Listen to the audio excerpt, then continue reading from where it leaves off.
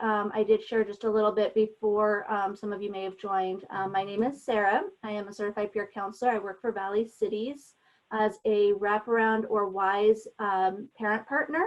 We are getting used to saying WISE instead of wraparound, so we use the two interchangeably sometimes still. I've been with Valley Cities for just over 2 years now, and I've been a peer counselor for the last 5 years in various roles through outpatient, adult, and family mental health. So I will share a little bit of my backstory real quick before we get too far into the DBT skills. I have no intention of ever thinking I can follow appropriately the amazing keynote that we had with Hafsa. Similar to Hafsa, excuse me, I can say her name improperly. I also had a lot of struggles, some mental health challenges. That's part of what makes us all peers, right?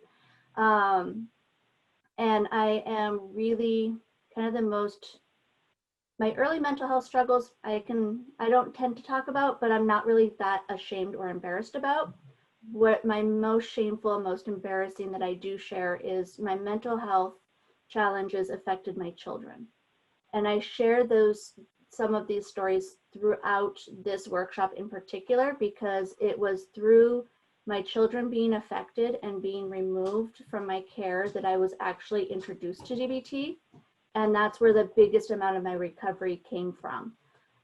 So it's not easy for me to share some of that, but I am absolutely open to questions. You can also contact me at the end of this if you want to. I am an open book. I do talk about it. I utilize that experience a lot in my work with families. So please feel free to ask if you have questions. I do also want to share that this is we only have 70 minutes here to talk about a modality that takes most people a year to complete. So this by no means is inclusive to all of it. There's a lot that I had to take out to fit into this time frame. But here's the good news. I actually teach these skills through agency trainings. I also have partnered with Holding the Hope, and I try to do 1 to 2 trainings throughout Washington or Oregon per year. So if you guys are interested in having either an 8-hour all staff or individual training, when I say individual, I mean like 12 people, I absolutely am open to that. I do an 8-day, which is just one day, but I also do a 2-day. So it's 2 8-hour trainings, but they're about 6 months apart. So the first one is going over DBT skills, what it is, how to use it, peer role, the therapist role, care coordinator role, whatever those verbiages might be within your agency. And then that second one, if you choose to do the 2-day, is a revisit of what the skills are, but also talking about what were some of the pitfalls, what were some of the challenges, how can we help you guys gain more skills, and maybe talk about some of the challenges and brainstorm and problem solve. So those are something that I do. My contact information again is at the end. So if you feel like, hey, this would be amazing for my agency, please contact me. I will give discounts. For the 1-day is a 10% discount for the agency. And for a 2-day, it's a 20% discount, just because I feel like, this is short and it's a topic I'm really passionate about and want to share with other people. So with that being said, we will go ahead and jump into, maybe if my screen will work. There we go. What is holistic? Put this slide in because we talk about holistic a lot. Kind of in Washington with this integrated health, people are talking about holistic this or holistic that. So I wanted to give a quick overview of what holistic means and how we incorporate it here with where I say holistic DBT. So traditional medicine, Western medicine, or the allopathic medicine addresses the very specific symptom or condition, whereas a holistic practitioner is looking at that whole body. So I think a lot of us in peer support, I think we already intuitively know that a more holistic approach is really more helpful. That's where we really see that mind-body connection, and you have challenges when one area is off, it affects the other area. So that's kind of where we go with DBT as well. And I'll talk about this as we go through, and where we can bring it together is DBT traditionally is very, well, that's a therapy role. But guess what? It's not just a therapy role, and I will explain that in just a moment. So I wanted to add the holistic part because we do as peers look at that whole person typically, and not just, oh, well, it's a mental condition, so we're just dealing with the mental condition. We look at the whole picture. So for those of you who may not know, DBT, or dialectical behavior therapy, it is a modality of therapy. It was created by Marsha Linehan, and she worked on this mid to late 80s. It really became it became a modality really early 90s. The Linehan Institute, this is a direct quote from their website. DBT is a cognitive behavior treatment that was originally developed to treat chronically suicidal individuals diagnosed with borderline personality disorder, also known as BPD. And it is now recognized as the gold psychological treatment for this population. In addition, research has shown that it is effective in treating a wide range of disorders, such as substance dependency, depression, post-traumatic disorder, and eating disorders. I did put this in here for a reason, a couple of reasons. One, because it did specifically mention substance abuse. There is, in the training manual that she does, in the skills manual, there is a section with each modality for substance use treatment. So if you are a peer that is working in substance use disorder clinics, there very much is specific skills in the workbook that can help you in addition to the basic skills. I also put this in here because PTSD and eating disorders were two of my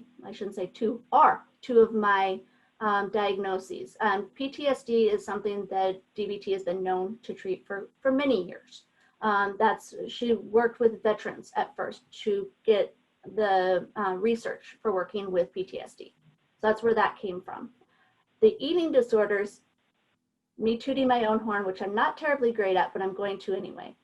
I found out while I was in court, my therapist was in the courtroom with me. I did not know this until after I completed my DBT. Marsha Linehan oversaw my treatment plan because I did my DBT at the BRTC, which is where she works. At the time that I was going through treatment, she was working on the revised edition of her skills and manual training books.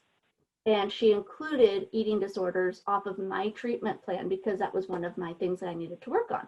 And it worked. That was the first time that I had ever had any relief from my eating disorder or even recognized that I had one, was through using these skills and through those programs. So I like to include that just because it can be really effective for anybody that might be working with people that are struggling with eating disorders. So this is where I promised the way I talk about where peers fit in, because we have a very specific place, and a lot of us probably work in Medicaid, and so we get a lot of, oh, this is therapy. Peers don't have a place for this in therapy. But here's the thing, we do. Because the way that DBT was set up, it was set up to be done with a skills group, 3 hours once a week, and then therapy with individual therapy, anywhere between an hour to 2 hours a week, every week for a year. That's how it's set up.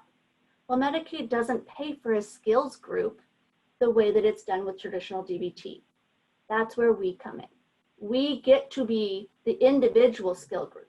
Now, some agencies do have DBT groups, and that's how they're able to bill for them, and that's fantastic.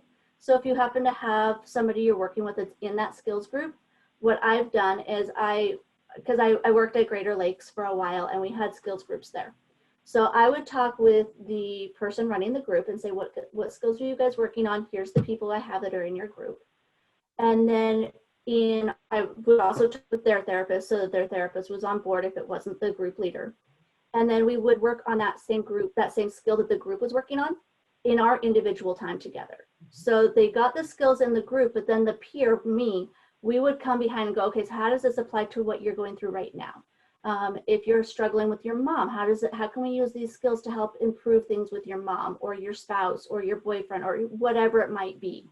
And that's where that was super helpful and beneficial, and help them embody those skills and help the therapist recognize that peers really do have a role in this. We really are important for that holistic portion of it because we bring the rest of their life to these skills. I'm going to pause for just a moment. I can't see the chat box. Does anybody have any questions? Am I talking too fast, or are we good?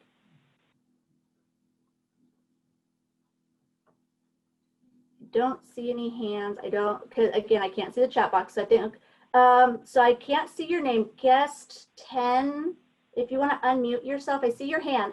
I don't know, can I unmute you? Okay, there you go. Go ahead. Hi, my name's Grace Stanbury, and I'm a sister writing show mental condition. GT skills me life, love Marshall, and is a blessing savior. But my family and friends had the ability for a skills group. I found a lot of agencies that I did through my experience did have the funding for the skills group for family and friends to be able to go to. Even though I pretty skilled at skills, it was really hard for me to teach them my skills. It was a lot easier than hearing it from someone else, but it just served me for our county area funding for this there. So we really did advocate for in regards to my friends to be able to get that skill set as well. So you were breaking up for quite a bit of that, but it sounded like you were saying that you're just reaffirming that this was really helpful for you and your friends and for the skill set and for the people that you guys work with. Is that correct, or did I miss something? So there was no ability for that to happen at all. Oh, okay, okay. That's interesting. That's interesting. So I'm glad that you're here so you can learn some of these skills and maybe share it with other people too. Because yeah, I was amazed when I first started doing this. In fact, I actually reached out to the psychiatrist that I worked with that got me into DBT, actually helped Marcia with the creation of DBT. He was also the head of the BRTC for a while. So I reached back out to him like, okay, so I'm in this peer role. How can I share this? Because I'm in community mental health and I'm seeing that this isn't being shared. And I feel like I have a place. Can you please tell me, where is my place? And so he did talk to me about, here's your place, which is what I just shared with you. We do have a place with the skills where Medicaid doesn't pay for this, the groups. Well, they pay for it, just not in the traditional setting, excuse me. So that's where we have it. And then I also contacted the Linehan Institute and I said, can I share this? If I'm teaching skills, is that okay? Is that appropriate? Is Marcia going to come after me and take my house for property infringement or rights infringement or something? They said, absolutely not. Peers absolutely 100% can teach and do skills. As long as you are staying within the skills, you are not stepping out and doing therapy, which we all know, you're good. So that's how I'm able to also do the workshop trainings and the agency trainings that I do. Does anybody else have anything before we move on to the next module? I'm not seeing anything. I'm going to go ahead and move on. If you do, please write things in the chat box. I will come back to it after I stop sharing. So that hopefully we'll be able to answer anything, and also if I missed anything with that explanation that you were sharing, because we were a little bit choppy there, please write it in there too. So the modules for DBT, there's only a couple. There's mindfulness, which is kind of, people probably have heard a lot of mindfulness. There's also emotion regulation, there's distress tolerance, and interpersonal effectiveness. This is the order I like to do it in. It does not have to be done in any particular order. In fact, anybody who happens to have Marcia's skills training book, she has interpersonal effectiveness first. So, but there's no right or wrong way to do it. Again, I double checked on that before. I talked with her, not with Marcia, but with my former psychiatrist as well. And they're like, nope, there's no need.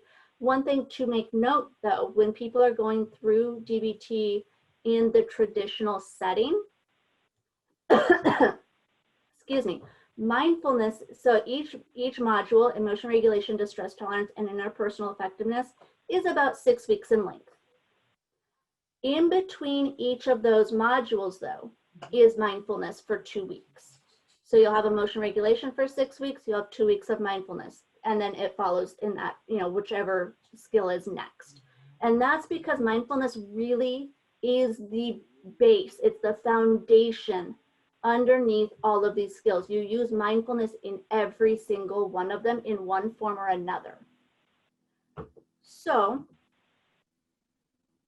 within mindfulness are the skills you're going to learn. And what I'm going to do is I'm going to teach you what the module is, what the goal of each module is, and 1 or 2 skills within each module.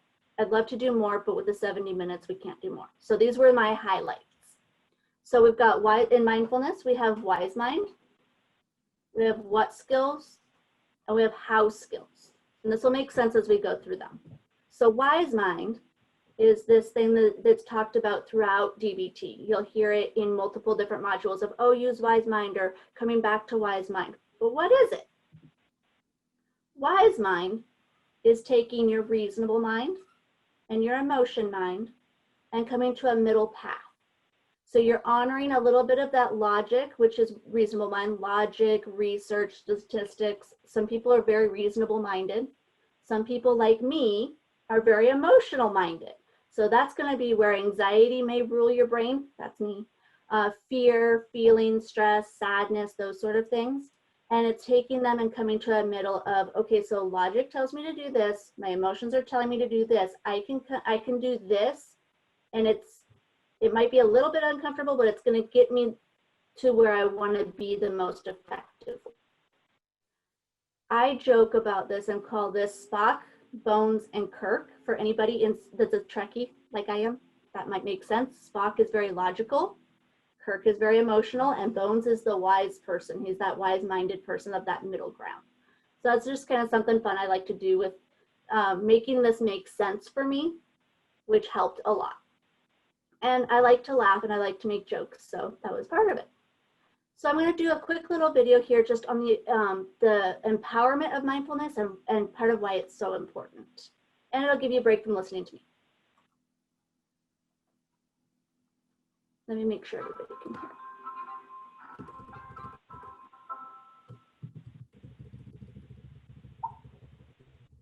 There's a story, usually attributed to the Native American tradition, which illuminates different ways of paying attention.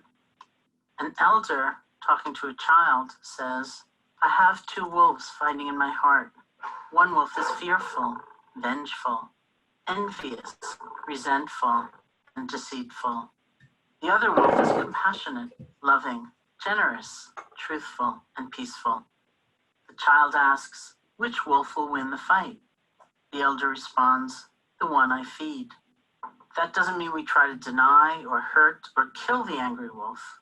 If we did that, we'd end up in a long battle, all the while somehow making that wolf more powerful through our hostility and fear.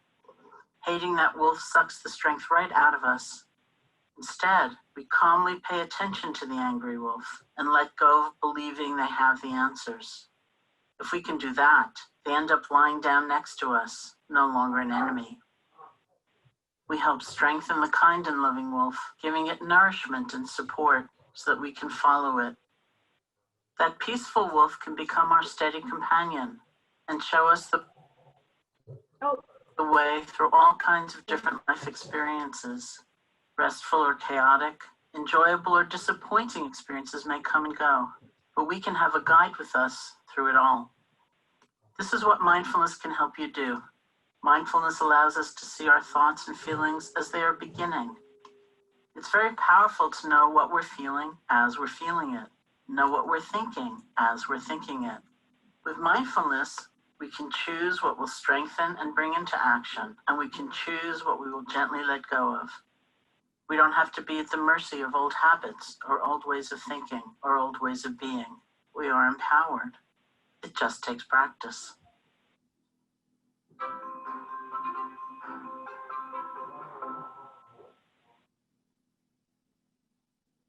Okay, so I just realized my dogs are deciding to play, and I'm gonna ask for some home tech support and have my door closed so it's not affecting you guys as well. Okay, So now we understand, hopefully have a little bit of understanding of kind of why mindfulness is important and what it can help with. So how do we do it? And that's part of where these different skills come in. We've got the what skills, the what is it we're doing, and then we have the how skills, which is how we're doing mindfulness.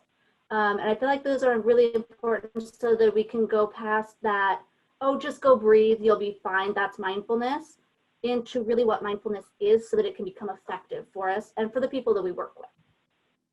So the first what skill is observe. And this is where we're going to notice body sensations, paying attention to what's around you, practicing that wordless watching.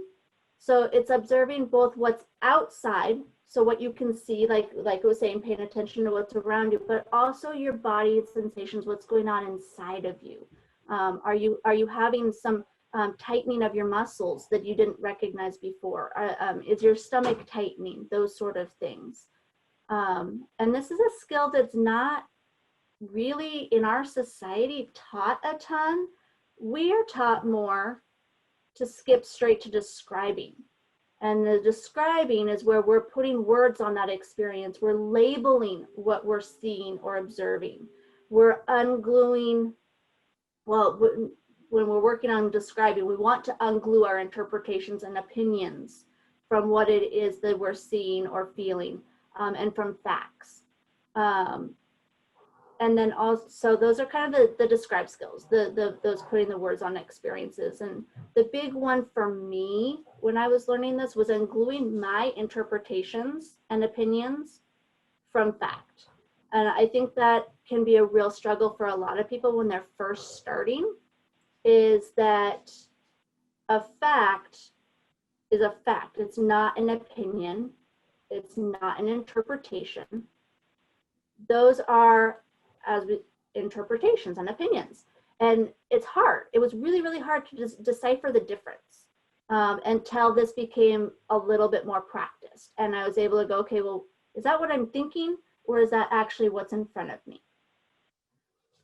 So the other thing, the big little, not big, little, wow, full disclosure, I did not have coffee this morning.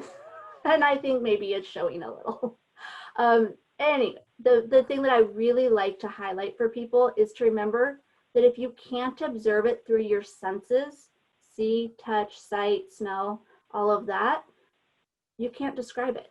That's the really big thing with describe, and a good way of helping people learn it. The next one we have is participate. And this is where, with mindfulness, you are throwing yourself completely into the activity that you are currently involved with. You're becoming one with whatever you're doing, and you're acting intuitively from wise minds. The wise mind comes back into play here. And just going with the flow. So for example, if your friends are like, hey, let's go out and see a movie. This is we've been waiting for this COVID hit, and we haven't been out to a movie for 3 years. Please God, don't let it be 3 years. Well, that was an example. Instead of going and still thinking about what you need to do at home, still thinking about the things that your kids need to have done, you're not doing that. You are there in the movie theater, in the chair, watching the movie, enjoying this moment with your friends, and that is what you are doing. That's what participate mindfully means. So before we move past this, I do want to ask, I did figure out I can see the chat box sort of. So if anybody has questions or want to pop anything to the chat box, it looks like I can see it. So I'll wait, kind of hang out with that open for a moment. But also if anybody wants to unmute and ask any questions, these are, to me, they're straightforward because I've practiced them a lot. But I also remember what it was like when I first started learning this and when I first started working with people. It might not be as intuitive for some people. So if there's any questions, please, I want to give an opportunity for us to ask.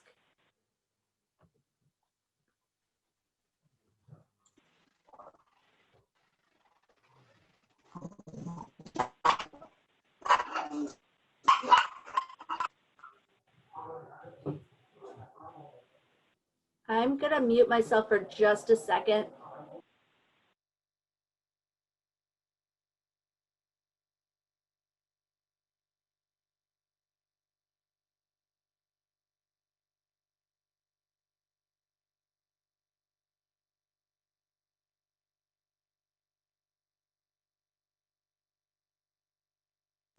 Okay, sorry about that. My in-person tech support wasn't quite working. So I am back. So it doesn't sound like there's any questions right now. Do we want to take a moment to have a group participation, a group activity with either describe or observe?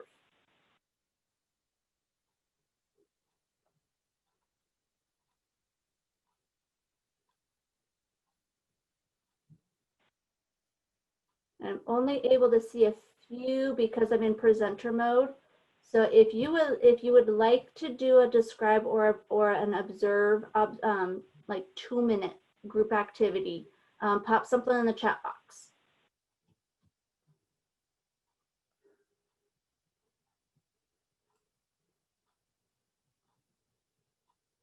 Okay. Give just one more moment here, just in case. It looks like I do have, okay. So let's go ahead and we'll do, awesome. We can do an observe, a quick observe group activity. So if anybody who wants to participate, if you don't want to, that's okay, no problem. Take a moment, get yourself in a comfortable position in your chair or standing, whichever you would prefer to do. And when you're ready, just take a couple of breaths. Doesn't have to be deep, doesn't have to be shallow, just a couple of breaths just to bring yourself back into the room, into your chair.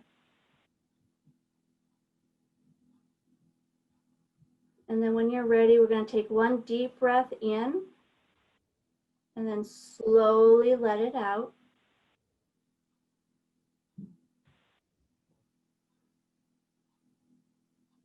And one more.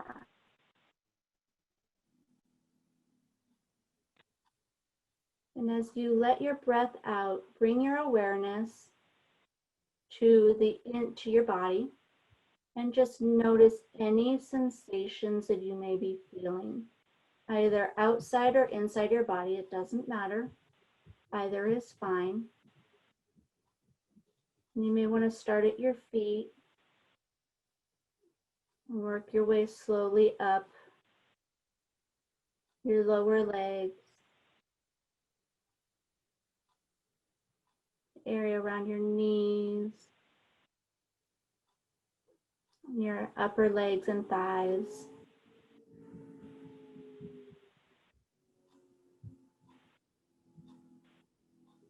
And up through your seat, up your back, into your shoulders and neck,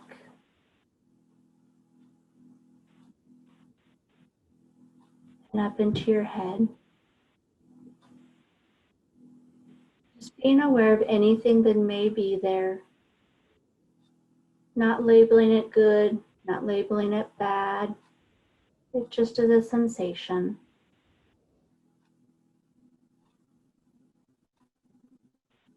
Maybe notice where your shirt is hitting your shoulders.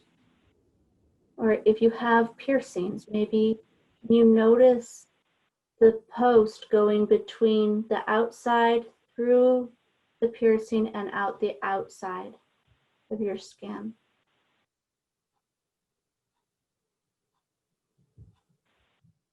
And maybe you notice your hair. Can you feel where it goes from the top of your head down? Or maybe it's here.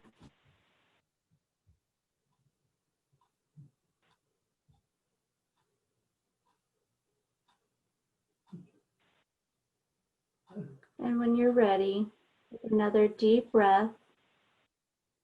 And as you slowly exhale, come back to the room and back to our workshop.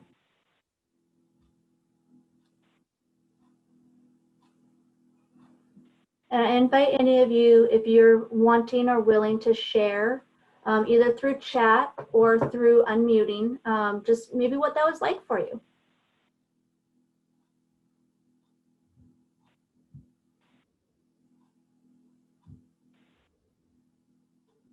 So this is where I trick you. This is the participate part of the group activity.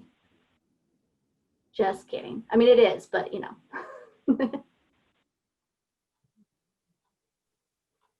Really do your own guided meditation.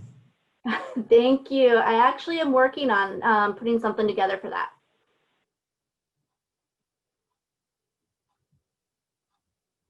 Does anybody else want to share anything? And if you don't, it's totally fine.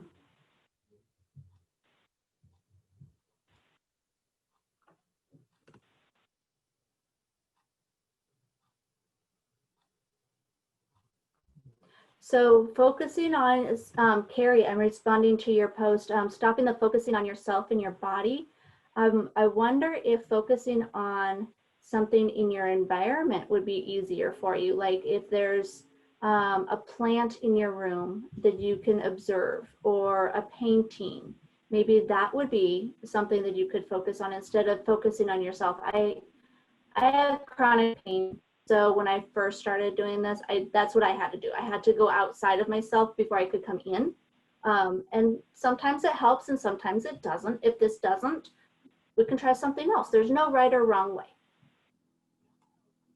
So we got some more comments. I feel more relaxed as I work my way up my body. That's perfect. Most of the time we're so caught up in life that we stop. Exactly. Yep.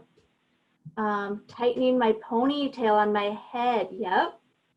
Yep. Tightness in all of my muscles. Isn't that funny how we can recognize, we don't even know that we're tense or tight, and we do something like this, we're like, oh yeah, maybe that's why I have a headache. My shoulders are really tight. Yeah. Going to a favorite place. That's another fantastic mindfulness exercise. It can also be a guided meditation depending on the person doing it. So I like to do those too. Okay, so we're gonna go ahead and move to the next skill. We're gonna move on to the, if my screen is gonna work, awesome. There we go, the house skills. So this is, we've learned what to do with mindfulness, what the different skills are, and how to do the what skills. Now we're gonna learn how to do mindfulness. And this, I feel like, I could be wrong, but I kind of feel like when I talk with people about mindfulness and how to do mindfulness, this is the part that people forget or aren't necessarily taught. Really important, mindfulness is done non-judgmentally. It's seeing things as they are without assigning that good, the bad, those sort of judgments on things. It's about not shoulding ourselves, about not judging. Even if you're judging, we're not going to judge that judging. Oh, I'm judging that. Okay, well, let's go back to being non-judgmental. One of my favorite sayings is stop shoulding yourself. My son thought that was hilarious because he thought, of course, I was saying something else. I was not. So we had some fun with the non-judgmentally and the stop shoulding yourself. The next part, why? Okay, there we go, is one mindfully. So one mindfully is doing things one thing at a time, riveting yourself to the here and now. So I'm not worried about what my dogs are doing out in my hallway. I'll look at my house when I'm done. It might be a mess, that's okay. I'm not gonna worry about that because I'm right here with you guys right now. And this is what's important to me, is to be here right now. Doing one thing at a time. I'm not checking my work email. I'm not worried about a family that's going into crisis that I can help when I'm done with this, because I'm here right now. This is what's important right now. Letting go of distractions, just talked about some of that. My work phone is right here charging. It would be super easy for me to just grab it while I'm showing you guys a video and check real quick, but I'm not gonna do that because that wouldn't be being mindful. And I'm not judging that. It just is what it is, and it's okay. Another favorite mindfulness saying, it is what it is. So also concentrate your mind. Concentrate on what you're doing here and now. Being mindful, that wise mind. So what is it going to be? What's your goal, and how do you get there in the least restrictive way? I'm pretty sure we're all familiar with the least restrictive verbiage, but that's how I think about it as well. And then also effectively. And I chose this picture for a very specific reason. I have lots of dogs and I wish they could do this. This would be so much more effective for me. They picked up their own messes. But I digress. I like to use humor a lot. It's okay to laugh at me. It's okay to roll your eyes at me. I'm totally cool with it.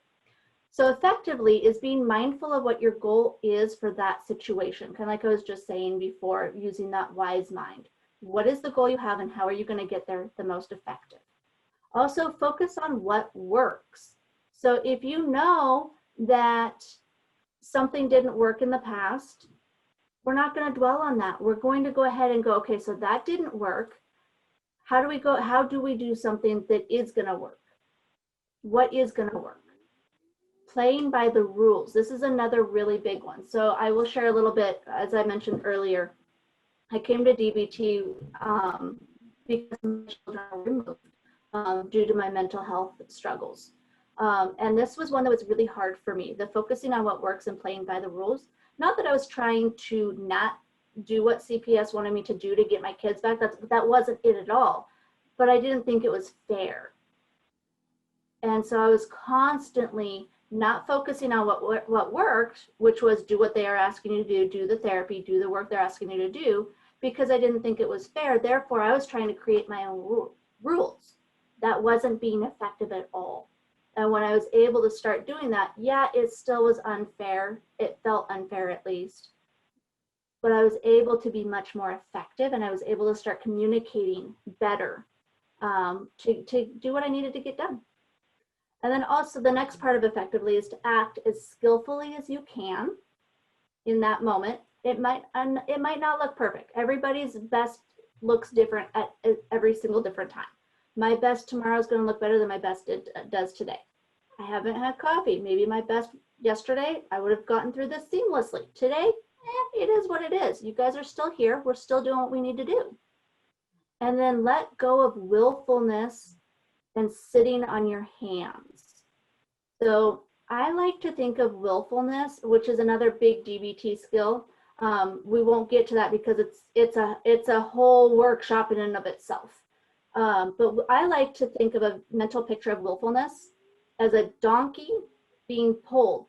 It wants water, it knows where the water is, but you're pulling it, so it's not gonna do it. I'm that donkey a lot. And when I start feeling willful, I'm like, okay, wait, I'm being a donkey. I need to stop doing that. Why am I doing that? and it helps me. I kind of chuckle at myself. I'm like, okay, this is what's happening. So I need to let go of that. I need to be effective. I need to remember my mindfulness skills. So those are our mindfulness skills. Does anybody have any questions so far? And let me go back up to this little button here. There we go, the chat button.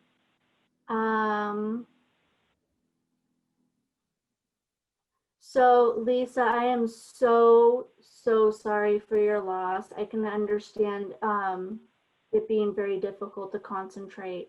If there's anything, please feel free to reach out. I had loss very soon after or before starting this DBT stuff. And if you need anything, I'm happy to help. And is there, Mandy, you're asking if there's an acronym for something. I'm not sure which acronym, which skill you were referring to. For mindfulness, there's not a ton of acronyms. Now in the rest of DBT, there is a lot of acronyms. And I do go over some of them. But for mindfulness, there's not a ton of them. If you wanted something specific, please let me know. Okay. Well.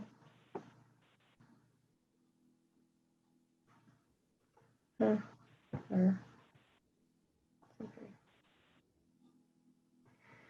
I'm really tired. That's okay. So I put I put the wise mind skill at the end of all of this because we talked about wise mind a couple of different times. So I just thought that it would be a really good reminder, because we went through it kind of fast, of what that wise mind is again. Does anybody have any questions about wise mind or kind of the ideas behind wise mind?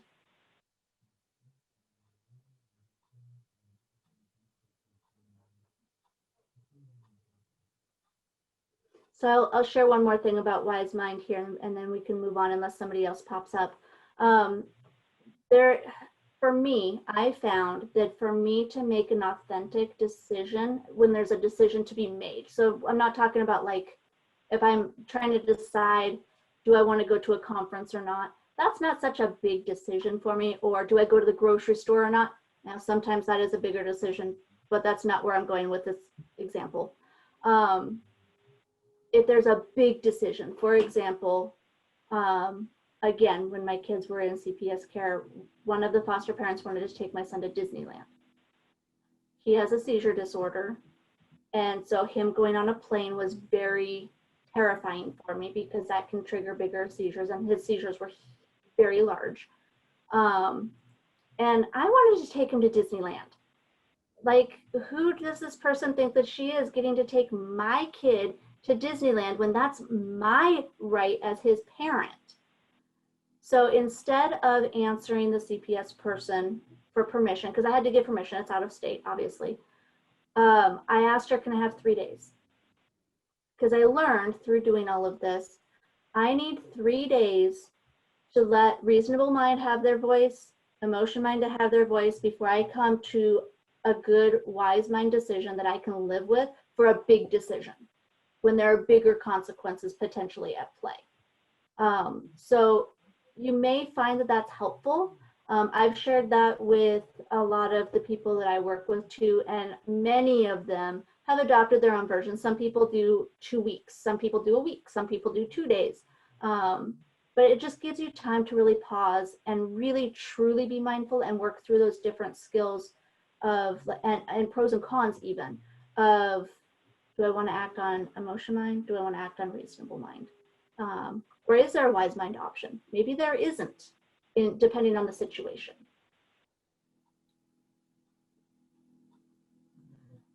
Please mastery is a fantastic skill.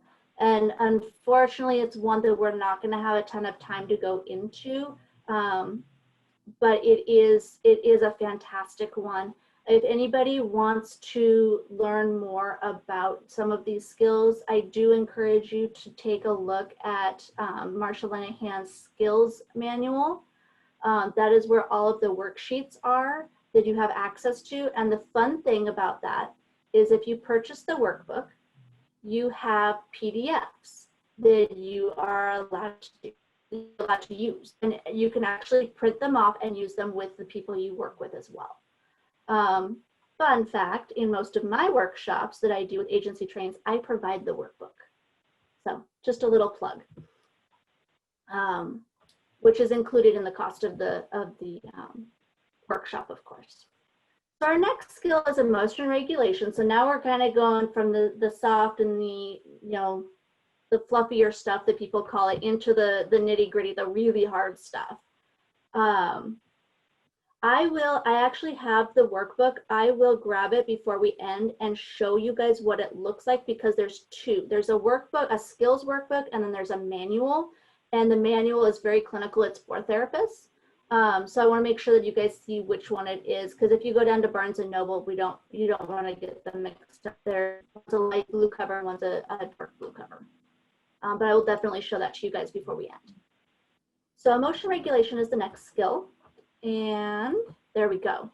The goals of emotion regulation is to understand and name your emotions, decrease the frequency of unwanted emotions, decrease emotional vulnerability, decrease emotional suffering, and manage extreme emotions so that you don't make things worse. That's the last thing that we probably want for people. So a lot of the people that I've worked with, when we start emotion regulation, they're maybe not homeless, but maybe on the verge of being homeless. And so they're needing to figure out how to communicate what their needs are without making a situation worse, without making that person go, that's it, I'm done, get out. Because that can happen. So some of the skills that you learn in emotion regulation are describing your emotions. There are 9 core emotions that they talk about. And unfortunately, we don't have time to go into every single one of them, but here's the really big important thing about those 9 different emotions. Fear, happiness, guilt, shame, disgust. I should have them in front of me. I apologize. 9 core emotions. The really important part is that in describing the emotions in this part of the module, you learn not only what you are potentially physically feeling, what's happening physically inside of your body, you also are given a list of what's happening outside of your body. So are you clenching your hands? Is your face scrunched up? Those sort of things. So that if you don't know, like for me, I can tell, I figure out an emotion that I'm feeling based off of my body sensations. But for some people, it's not their body sensations, it's what they're thinking, their interpretations of what's going on. Or for some people, it's, I can look in a mirror and I can see that my hands are clenched, so maybe that's anger. And the really beautiful part of having those 9 different emotions and these ways of breaking it down is that you are able to go back and you're able to say, okay, so this is what I'm feeling. And of these, do I have at least 3 or more of these things happening within my body or my interpretations of what's going on? And if you have 3 or more, the chances are really good that you are dealing with that emotion. And there's more than one emotion that we deal with at any given time because our brains are amazing and process things super fast. So then you can figure out, well, if I have 5 emotions of fear and I have 2 emotions of disgust, which one am I going to deal with first? And then there's a chain, there's also diagrams of how the emotion process cycles. So you can then start working on that cycle as well. All of these are in that skills workbook I was talking to you guys about. All of these, this is actually something I do talk about in more depth in my own workshops as well, because we have the ability to do that. So I highly encourage, when I show you guys the workbook, or even taking my workshops if you want to, don't have to take a look at that if you guys want more, more information, more handouts, more skills with describing emotions. I know for me, when I first started doing DBT, you were happy, you were mad, you were sad, that was it. I didn't know that there were more emotions than that. So, I mean, mind blown when I did all of this, and it has helped a ton. My partner's boyfriend, wow, no, my partner's brother texted him that he was getting married. Why that would cause a huge flood of emotions, I mean, I don't know, other than we can't stand the person that he married. Well, we can now, but at the time we couldn't. There we go. And so I had to pull these sheets out. This was probably 3 years after I finished my actual DBT work. So I was already working as a peer.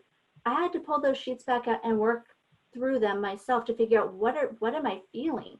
So it's a really great tool to have even after you're done going through DBT. Like, you can give them to the people you're working with, and they can keep them. I have some in sheet protectors that I use. So another skill that we learn in emotion regulation is changing emotional responses. So there's some skills within that. One is checking the facts. So checking the facts, we will get to Dear Man, I promise. I promise. So checking the facts is checking your emotion versus the facts of the situation. And if you have assumptions, do your assumptions fit the facts? And helping people understand that there is a difference between the two. And if the facts really are difficult to acknowledge and accept, how do we work on decreasing those difficult emotions? That's all part of checking the facts. It's a very, it's not just take 6 weeks. So my goal here is to show you some of the big ones that can really be helpful and why they might be helpful, so that you can use them with the people that you work with as well. And then the other one, so when the facts are really big and hard to deal with, so opposite action can be helpful. Opposite action is doing the exact opposite of exactly what you want to do. So one of my favorite examples to give, I was in a termination trial for my younger son, and the CPS worker who was actively working to have my rights terminated was sitting across from me and saying horrific things. Some of them were true, some of them were not true, some of them were her interpretations. And she came up to me afterwards when we were on a break and said how great I was doing and how she couldn't believe how well I was doing, hearing all of this stuff. And I was being very polite and cordial, and she just really appreciated that. What I really wanted to do in that moment was grab her and her rotund little body and shove her through a very small window off the 5th floor. That would not have been a good idea. So instead, what I did was I smiled, I thanked her, and I continued doing exactly what I didn't want to do, which was to be effective, to sit, be polite, be cordial, and not speak unless I was asked to. Extremely hard, but opposite action to what I wanted to do was the right thing to do in that moment. And it's okay if y'all laughed at that. I hope you did, because it was supposed to be a funny story. Does anybody have any questions about, I keep going the wrong way, I apologize, about emotion regulation? I'm trying to get back up to my chat box. There we go.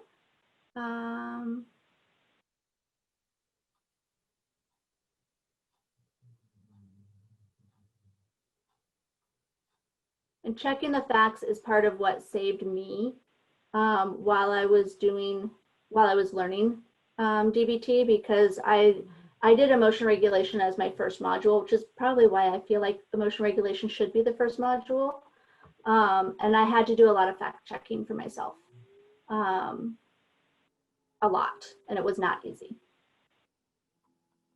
Okay, I don't see questions, so I'm gonna, oh, maybe I see one. Hold on just a moment. So there actually is a youth DBT book, and I did not bring it with me. I apologize. I do believe I have it in my resource list, though, at the very end of this. And if I don't, please feel free to give me your contact information, and I'll send you the name of the book. It was specifically created to help youth and families with DBT skills, because there was a recognition that kids really do struggle with this. And it actually was approved by Marsha Linehan. They were her students, and they got her permission to create the program. So it is traditional DBT approved. And I'm going to butcher the name of it. I'm not even going to try, but I will definitely get you the name of that book.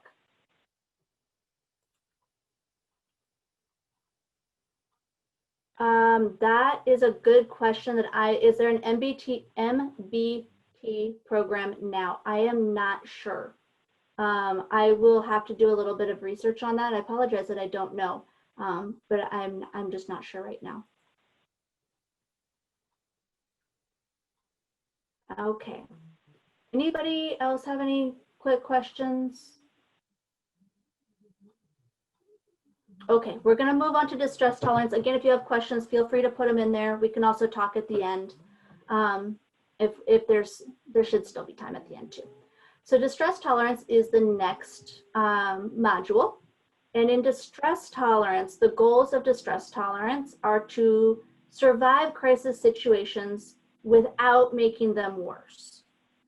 So distress tolerance, we're thinking about people who would be, distress tolerance is going to be for those people, or for those times where I like to give the visual where you're seeing red, where your thinking ability, your anger, or your distress level is at a 10 out of 10. It might even be at an 11. So this is kind of where that crisis is at. So one of the other goals of distress tolerance is to accept reality as it is, not as you want it to be, to help you get unstuck. A lot of times when we can't accept reality, we want it to be different. We get stuck in the, it's not fair, this isn't how it should be, I want it to be different. And so we just keep repeating that cycle over and over, and we're not able to move forward. So that's why that's one of the distress tolerance goals. And then also to become free of having to satisfy those demands of your urges. When you're at a 10, our urges, our reptile brain takes over. I'm sure a lot of us are familiar with this. When people are super angry, or even starting to get angry, we start going less from our full human capacity, more into that fight, flight, freeze, survival brain. And so distress tolerance is helping us get out of that reptile, that fight, flight, or freeze, and back into being able to use some of our other skills. So one of the skills, and one of my favorite skills with distress tolerance, is stop. It's stop, take a deep breath, observe, and proceed mindfully. So I did, when my son first came back, my oldest son is, he lives with high functioning autism and a plethora of other neurodiverse challenges. When he came back from foster care, there was a lot of trauma that he had endured while in foster care and just from being removed as well. So he had some struggles. He also had some social struggles that he just dealt with. So there were some bullying incidences that we had at school. One, he was being bullied and we didn't know. So he was in turn bullying the person who was bullying him. So he got suspended from school. And what we did, instead of him being punished, because that wasn't going to help anything, we decided to do stop skills.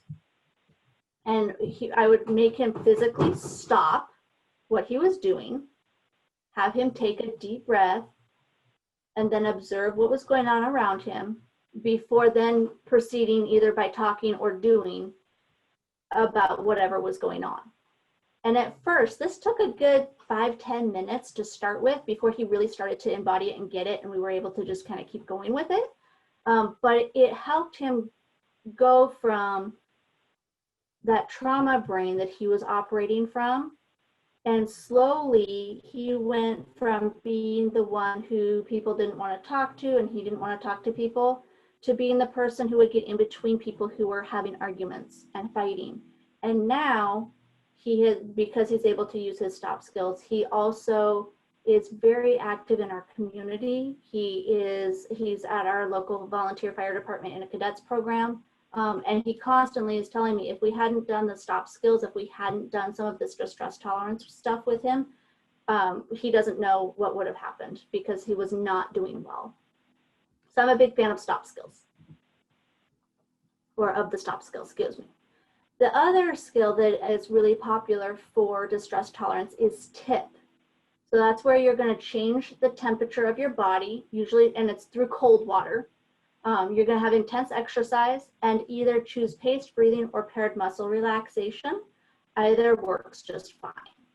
The caveat with this is if you or the person you're working with has any medical condition where changing the temperature quickly would be a bad thing. So for example, people with heart conditions maybe, or I had a difficult time with this because I have neuromuscular and pain issues. Instead of using cold water, I would use an ice pack like on the back of my neck. And I was able to do it that way. But if people who have a heart condition, make sure they're cleared with a doctor before they do this, because it can cause problems. But for those that it doesn't cause problems with, it can be really, really helpful. Why is this doing? Okay, there we go. So another caveat, so those are a couple of the skills that are within distress tolerance. What I wanted to go over really quickly is when to use distress tolerance skills, because there's a good time for it.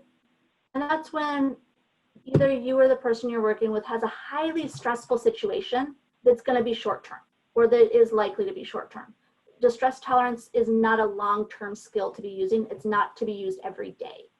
Also, if the situation is there's an intense pressure to resolve it right now, that's when you're going to want to use distress tolerance skills. We do not want to use distress tolerance skills for, because it's a different skill to use, is for everyday problems. So we're going to want to look at one of the other modules rather than distress tolerance if it's an everyday problem. Solving all of your life problems, not a distress tolerance module skill at all. And then making your life worth living, that's a combination of skills. It's not just one skill set. It's really important when people are first, if you're working with somebody and they are actively in a crisis at the moment, you're like, hey, let's use distress tolerance skills. That's fantastic. And then also sharing with them, so this is to use for short-term problems. For the longer-term stuff, maybe for what got us to having this crisis, that's going to be a different skill. And then you go into that other skill. Does that make sense? Hopefully. And I just want to take a moment. Does anybody have any questions, any thoughts?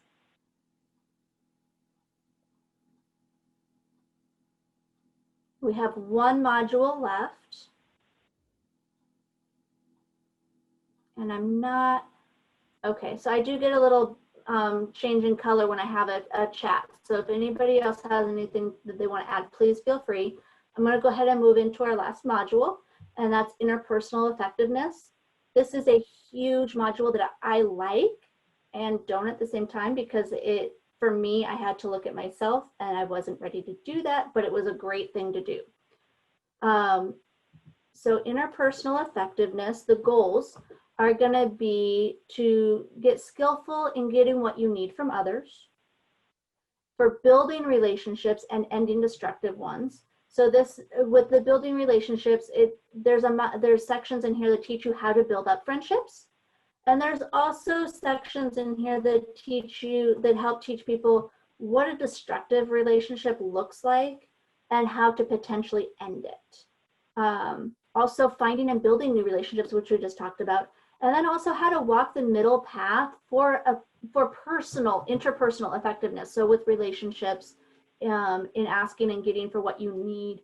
Also in accepting changes within relationships, because relationships by nature do evolve and they change. And that can be difficult sometimes. If you're not ready for the change, if you don't want the change, that can be really difficult. So there's skills in how to help with that as well.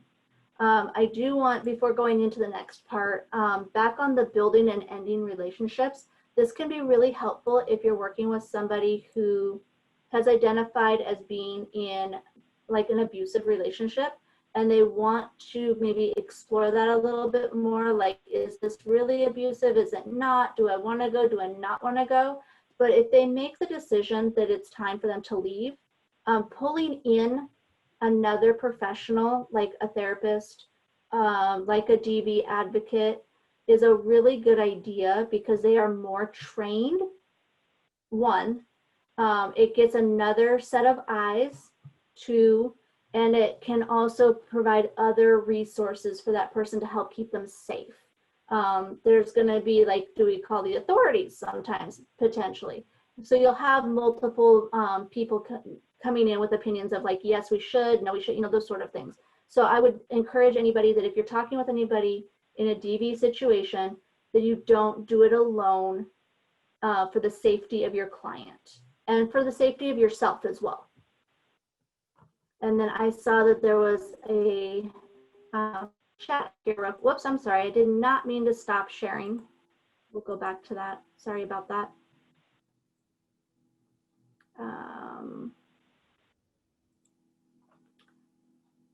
Really? Okay, I'll get there, I promise. There we go. Back to the chat. Sorry about that. Where did it go? There we go. Or not. Okay, I can't get to my chat at the moment, but I will double check it when we're done. We are almost done with the slideshow. The next part is Dear Man, and I did a video for Dear Man, as I promised I would get to, because I think this video really highlights it better than I could just talking. I also included after this video a copy from Marsha Lenahan's workbook of the Dear Man skills, so it's all written out. So if there's something that you miss, we'll go to that slide and you'll be able to catch it again.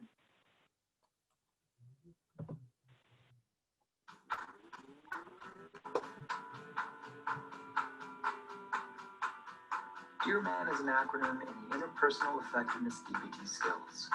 Dear Man skills teach you how to ask for something from someone while still maintaining a good relationship with that person. It's also a skill that can help you resolve conflicts and effectively say no when you need to. Each letter is a reminder of how to implement this skill in a conversation. The D in Dear Man reminds you to describe.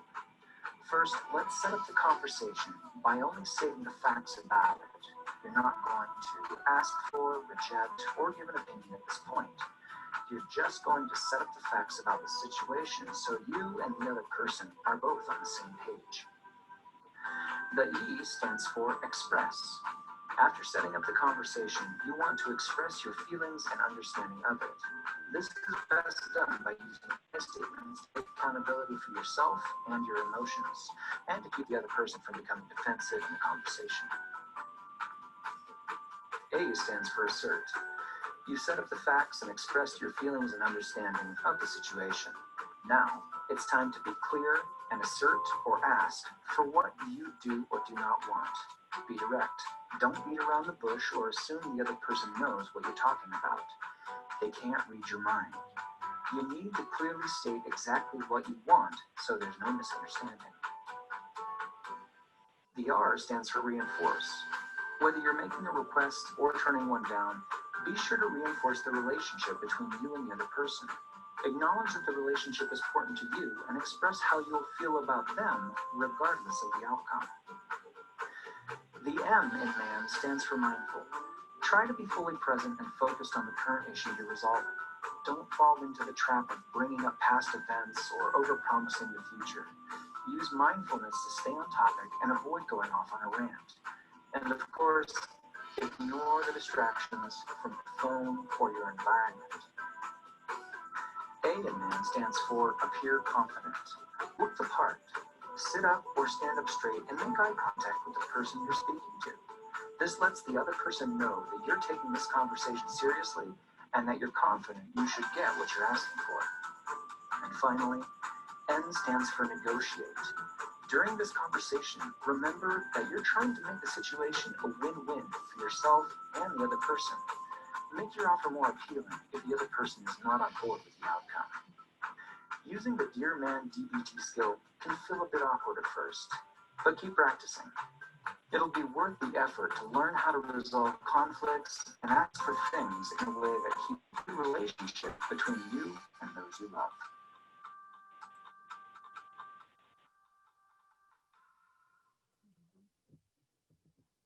All right, so there is Dear Man, one of my favorite DBT skills.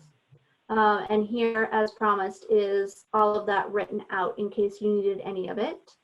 And I do believe, I can double check with Lauren, but I do believe you guys have access to at least a PDF version of this presentation after the conference. So that would be available. And again, I have my contact information at the end. You can always email me. I'm happy to provide resources and materials as well, and even answer questions. So here is my resource list, and I am looking at, I do not have on my book resource the DBT book that is specifically for teens. I need to fix that. I do apologize. I will, like I said, if you want to give me your contact information, I'm happy to email you the name of that book. I left it in my office and I haven't been to the office in 6 months. So it just escaped me. I do apologize for that. There also is a DBT workbook or a DBT book for working with kids who have developmental disabilities. That has been a really interesting book to work with as well, because it's the same concepts, it's just presented a little bit differently. And then I do have also some apps if anybody's interested. Most of these I've tried. Some are free, some are not. Some of you may already know about them. I do actually do the DBT trivia and quiz one at least once a week. I do really like it. So those are there for you as well. And then I'm going to go ahead and go to my contact information. We have about 5 minutes left, so I want to make sure y'all had my email. Maybe shows my age a little bit. Yes, I still have Hotmail, but that's okay. So there is that. And I will give that just another moment before I stop sharing my screen here.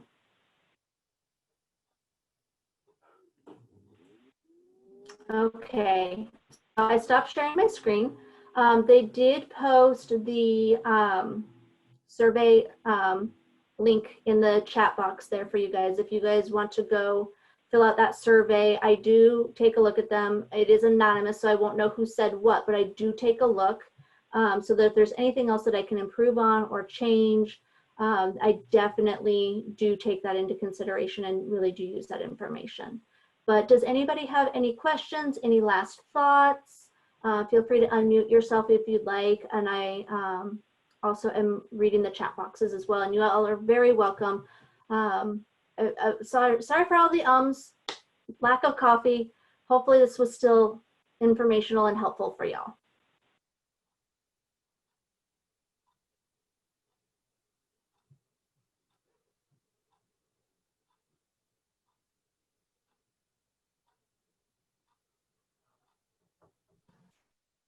Sarah? Yes. So I did post something, it's Mandy. I posted something in the chat a little while up. Hold on. Okay, so my question was, what if you're easily triggered? I mean, like, I have an anxiety disorder and it's under control, except last week. I'm having really quick triggers. So before I observe myself, I'm already like reacting. So I was asking about how you can use some of the skills with that when it's so quick like that. Right. So that's a really good question because I also have an anxiety disorder.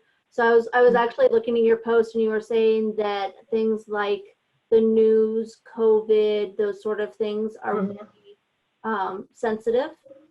One of the things that through the mindfulness, I recognize that I can't watch the news.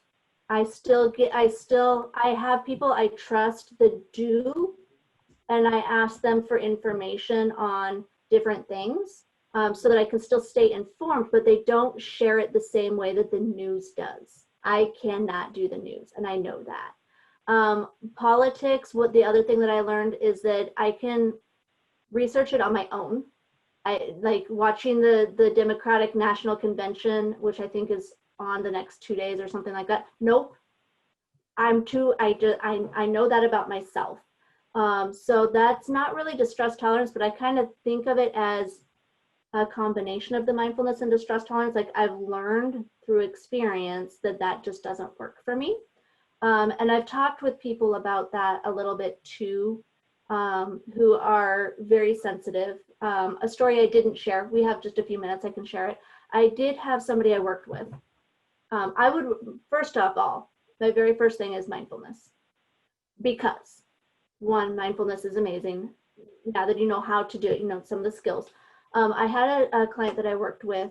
The culture was to use client at the agency I was at. So I used client just because that's what we did. This person was transitioning from male to female and believed that they couldn't leave the house because all trans people would be killed.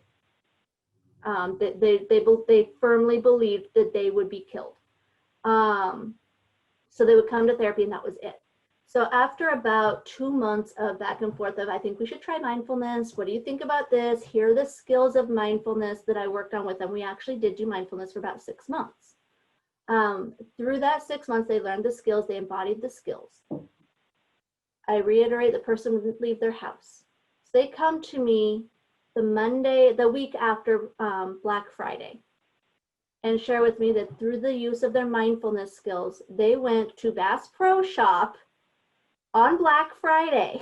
Like, you went into a store with a bunch of Republican people with guns.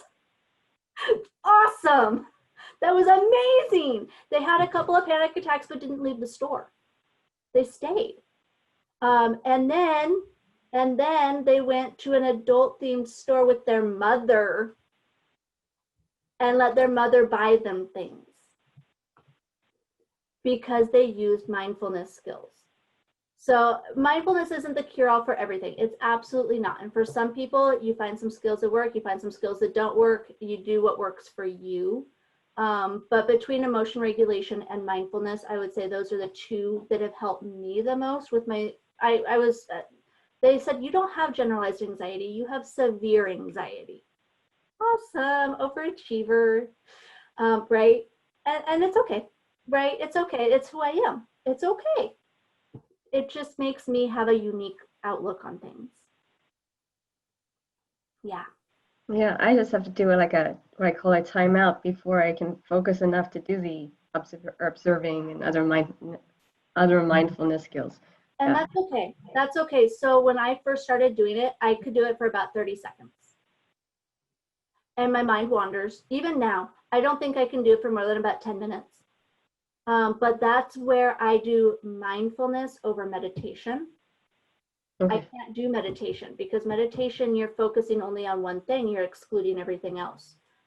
Mindfulness, you're not excluding what's around you. You can be aware of it. And if your mind wanders, it's okay. You gently bring it back. But again, I can only do it for about 5 minutes. And that's okay. Okay. Thank you. Yeah, I hope that helped. Mm.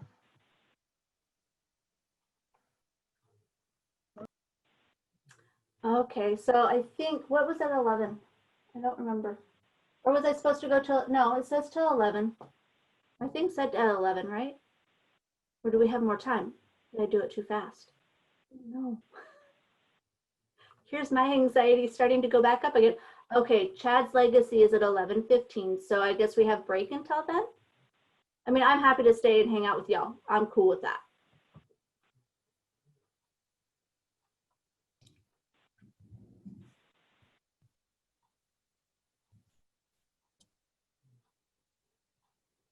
Any other thoughts or comments? Okay. I just wanted to say thank you, Sarah. It's always an honor to have the opportunity to have one of your workshops, and also to, you know, especially at Pure Pathways, to have a workshop not only on DBT but also from a peer. And so it is an honor and a privilege to hear parts of your story. And I just want to tell you that you are one brave warrior. And so thank you. And so your grit and tenacity and everything that you've been through, it is an honor to hear your story. So thank you. Thank you, Nicole. I know I didn't share a ton of it today, but I just felt, you know, the relevant parts for the workshop. But thank you so much.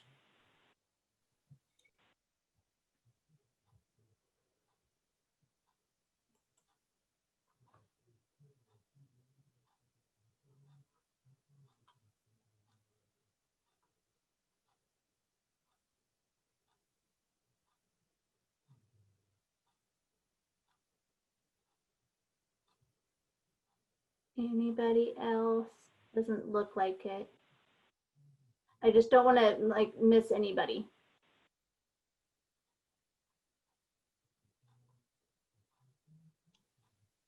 A quick question, and I may have missed it, but did you show the line handbook? Oh, thank you so much. I'm gonna stop my camera for just a second because I look professional on top, but I have shorts on. So I'll be right back.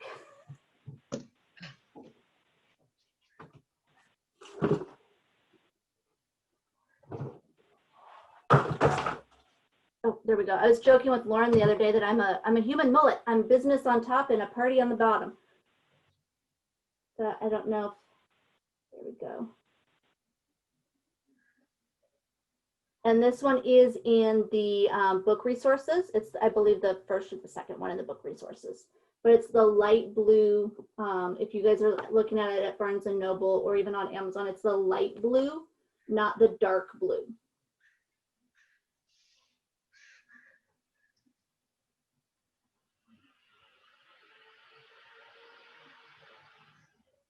And this Thank you. Yeah, absolutely. This is also the second edition, and I think, yeah, it says that quite clearly on top. Yeah. Thank you for the reminder. I appreciate that.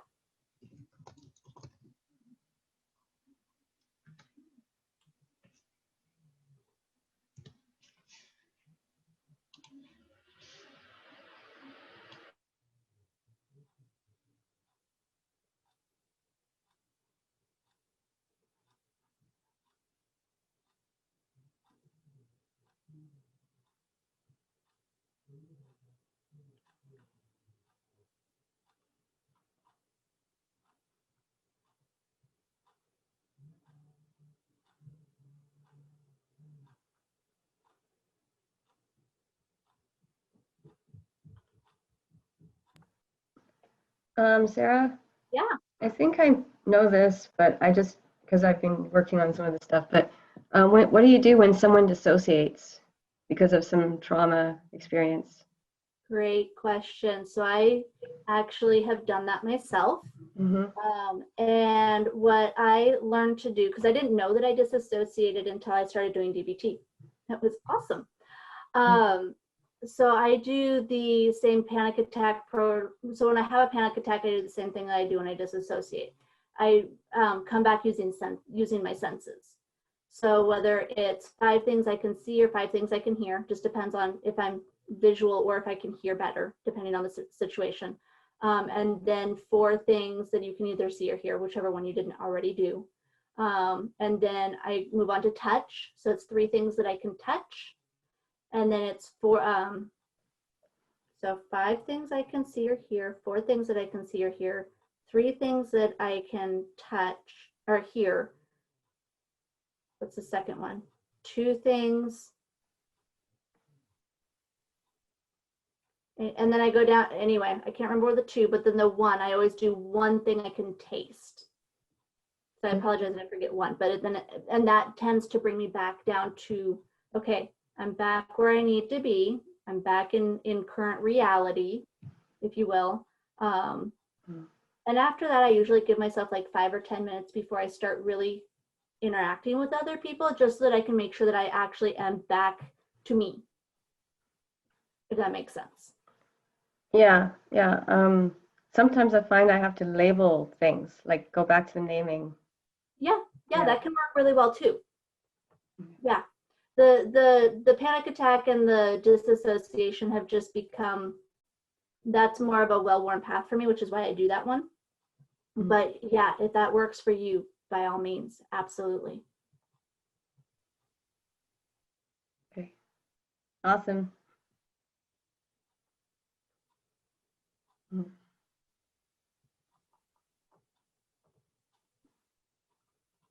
Well, and thank you for this. Yeah, I like that. I really wanted to take this workshop, so thank you. Well, thank you. Yeah. It wouldn't be possible if there weren't people interested.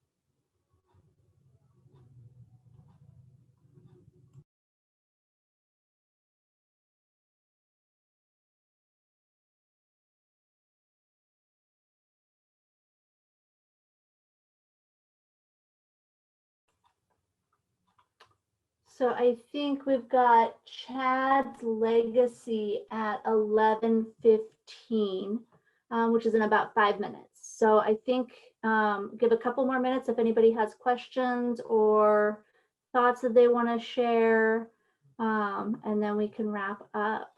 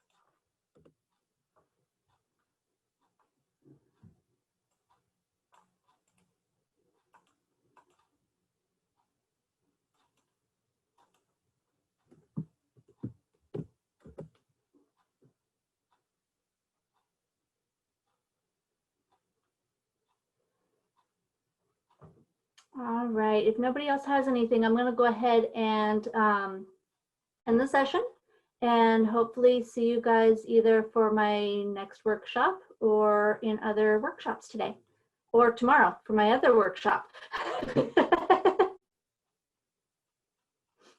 All right, guys, thank you. Have a great day. Enjoy the workshop.